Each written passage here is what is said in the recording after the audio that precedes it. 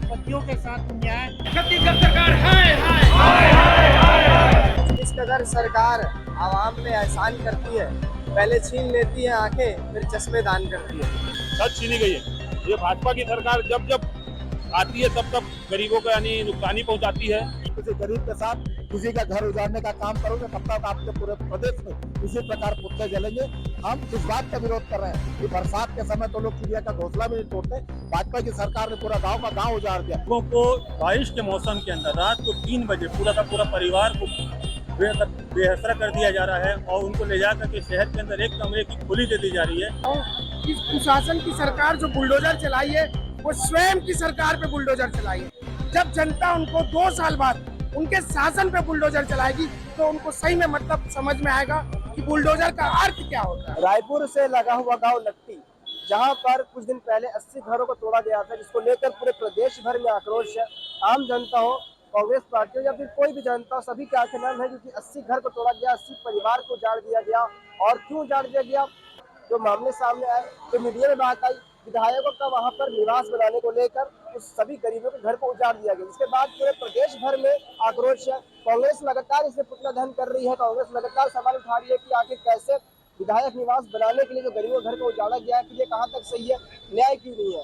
और बता दूं, जो वहाँ के विधायक अनुज शर्मा जी, उन्होंने कहा है कि इनको पहले घर अलाट कर दिया गया था, लेकिन आपने खबर के माध्यम से देखा होगा जो घर अलाट किया गया है वो घर रहने लायक नहीं है। घर की ग्राउंड रिपोर्टिंग में कई चैनलों पे आपने देखी होगी, 1 कमरा है, 2 कमरा है और 10 परिवार आकर घर में कैसे गुजारा करेगा। इसको लेकर आज भिलाई के घड़ी चौक में भिलाई कांग्रेस के द्वारा पुतला दहन किया गया था सीएम साय का।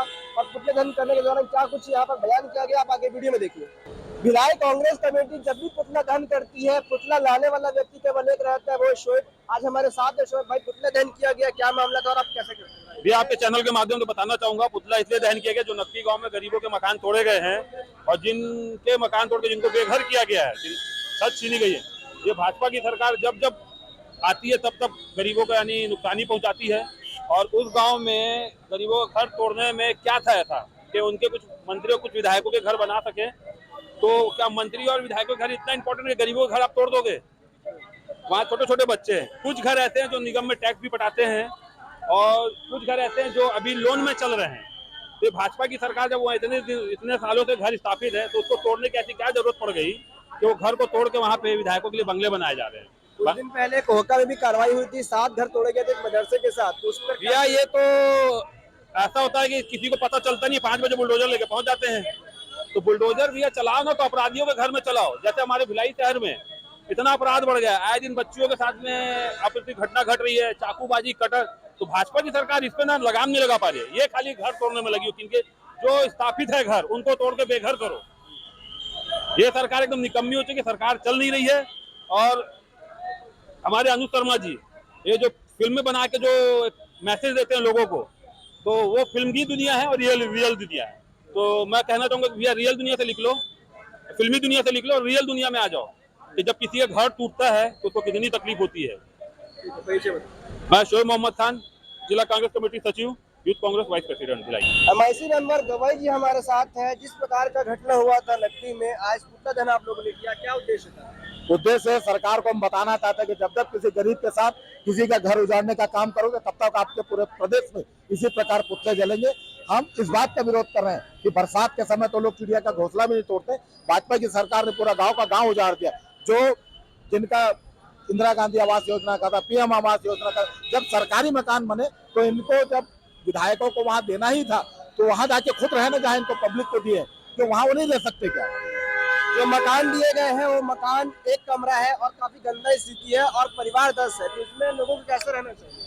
भाई लोगों को क्या तकलीफ हो रही है? लोगों को मान लो कोई 5-6 लोग का परिवार हो, एक कमरे में कैसे रह पाएगा? न पानी की सुविधा, न बिजली की सुविधा, न लाइट की सुविधा, कोई सुविधा नहीं। और उनको गाय बकरी भेड़ के जैसे मान लीजिए डाल दिया गया, जो एकदम गलत बात है। भिलाई में भी ऐसा कार्रवाई देखने को मिला था कोहका में, तो उसके लिए प्रशासन क्या कहेगी?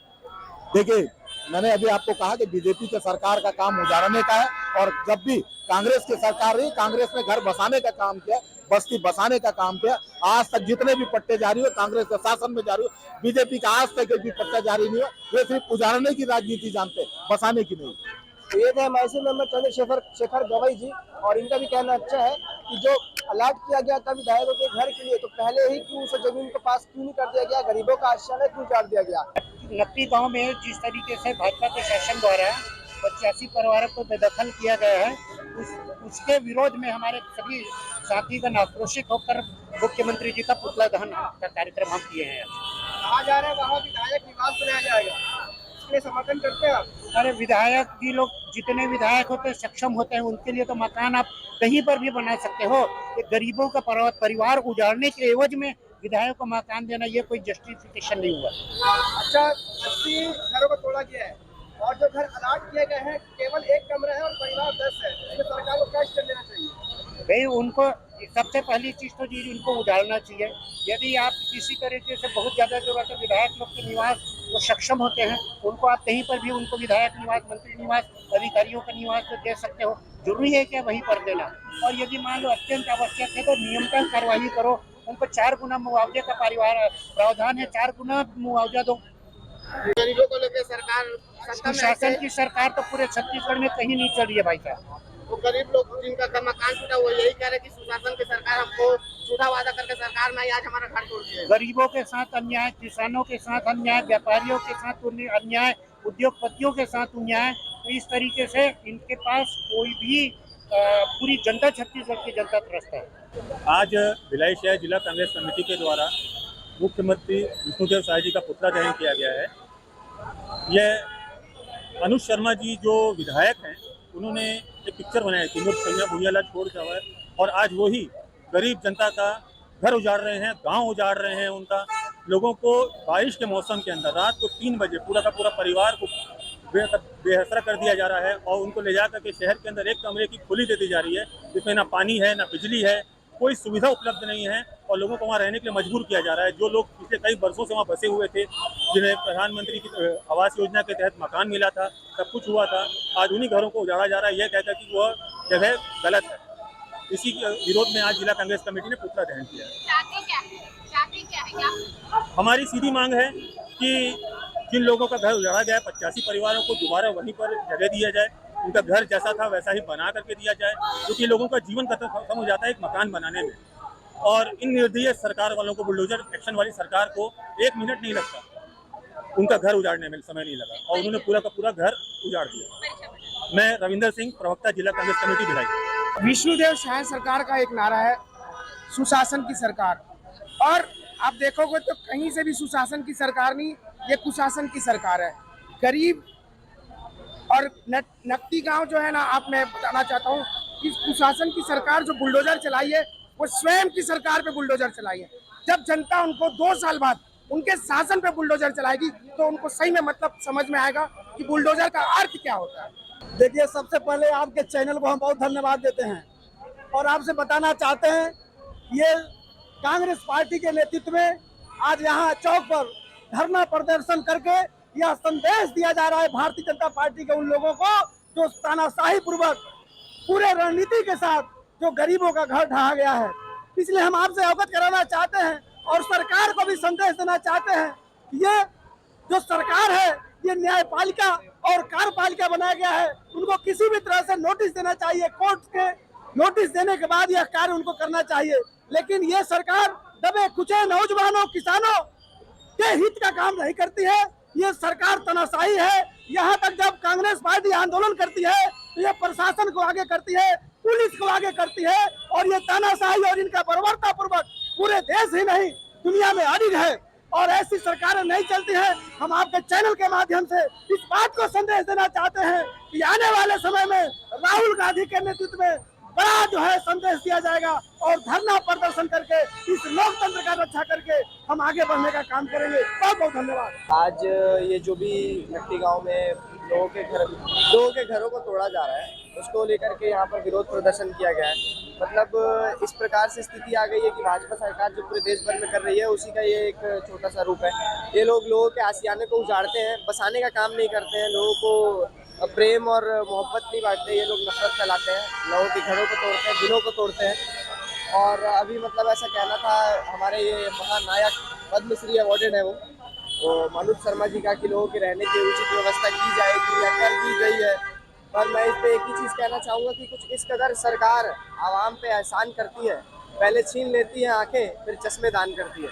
वहाँ पर कोई भी उचित व्यवस्था नहीं की गई है, ना उनसे पूछा गया है। शॉर्ट नोटिस पे उनके घरों को तोड़ा गया है, और 1-2 घर नहीं 80 घरों को तोड़ा गया है। कोई झोपड़पट्टी नहीं, किसी ने अपने जमीन बेचा था, किसी का अगले दिन पेपर लिखना था, कई सारी समस्याएं थी। लेकिन जो कि इन फ्यूचर में जब वो किसी जॉब के लिए जाएंगे, किसी चीज़ के लिए जाएंगे, तो एक बहाना मात्र रह जाएगा सरकार की ये सब गलतियों की वजह से। उनका बहुत ही बड़ा नुकसान होगा। तो आने वाले समय में NSUI और कांग्रेस पार्टी इसको और विरोध करेगी और उग्र तरीके से इसका वो करेगी। हम तो चाहते हैं कि वहाँ पर वो प्रोजेक्ट को बंद कर दिया जाए, उनको उनका ज़मीन ही वापस दिया जाए, उनको पूरा मुआवजा दिया जाए, और वहीं उनका घर बनना चाहिए। विधायकों के लिए छत्तीसगढ़ इतनी बड़ी पड़ी हुई है, केवल क्या अडानियों को दोगे क्या? केवल अडानी और अंबानियों के लिए है क्या? अरे स्वयं के लिए कहीं भी जमीन मिल जाती है। ये लोग किसी को भी जमीन बेच देते हैं, 1 रुपए में लीज पे दे देते हैं।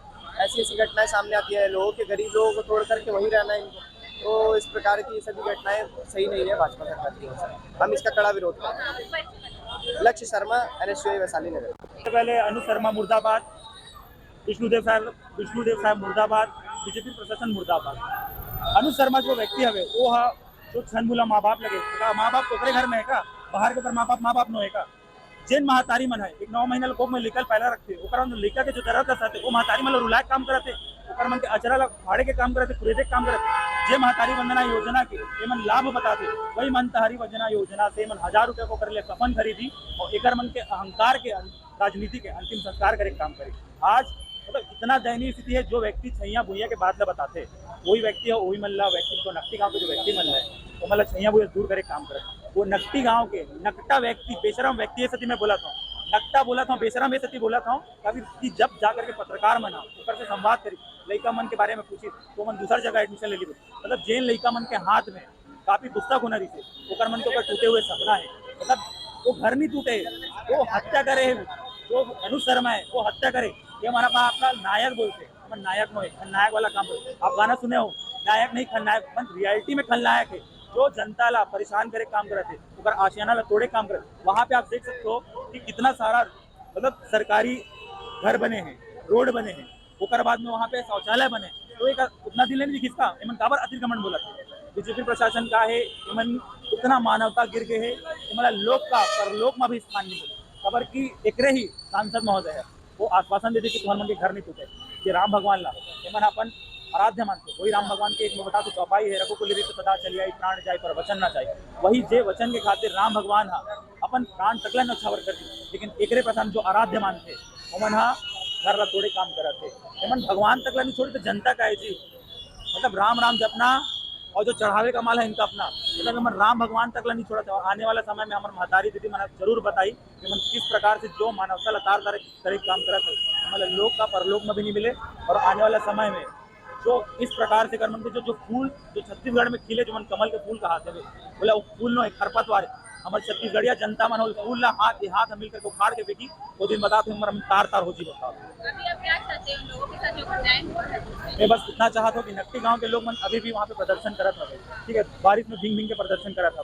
मैं प्रशासन ने इतना निवेदन करा था कि वो महतारी मन के दर्द समझो, लेकर मन आनंद लेकर मन के दर्द समझे, और आने वाले समय में मतलब कम से कम उचित व्यवस्था करे जाके कि इतना दयनीय स्थिति, मतलब व्यक्ति के दिल पसीज जाती पूरा छत्तीसगढ़ में जी। मतलब इतना तार तार करे वाला काम करे थे मना।